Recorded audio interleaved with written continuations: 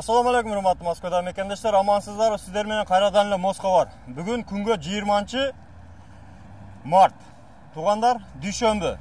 Кечеги чыгарган видео боюнча Сахаровада калган биздин мекендештер, ошол жерде көптөн бери кете албаган мекендештер жөнүндө биздин видеобуз өтө жакшы просмотр алды, өтө жакшы актив болду. Ишене бериңиздер, жете турган жерлерге жетти.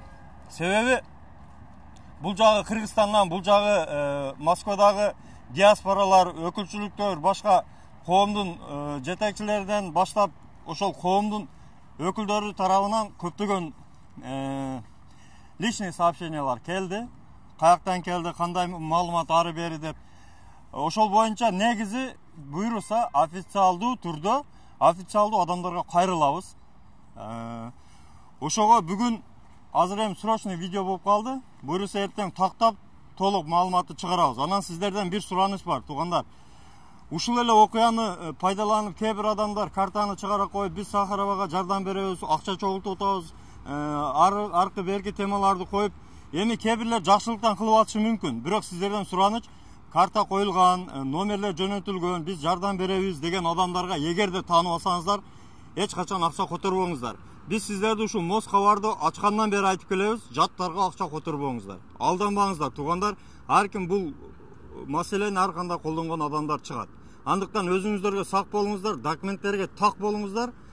Аман жүрүңүздөр, туугандар. Сахаровага да жакынкы күндөрү барабыз, буйруса Орозого чейин пландарыбыз бар.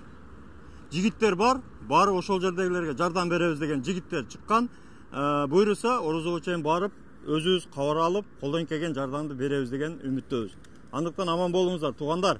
Ушул видеону колдон келсе көбүрөөк жактарга таркатсаңыздар, себеби сиздер колдогон видеолор жетип атат. Жогорку кеңешке, бул жагы чоң министрлерге, бул жагы элчиликке, бул жагы коомдогу жетекчилерге жетип атат. Андыктан колдоп кетиңиздер, туугандар.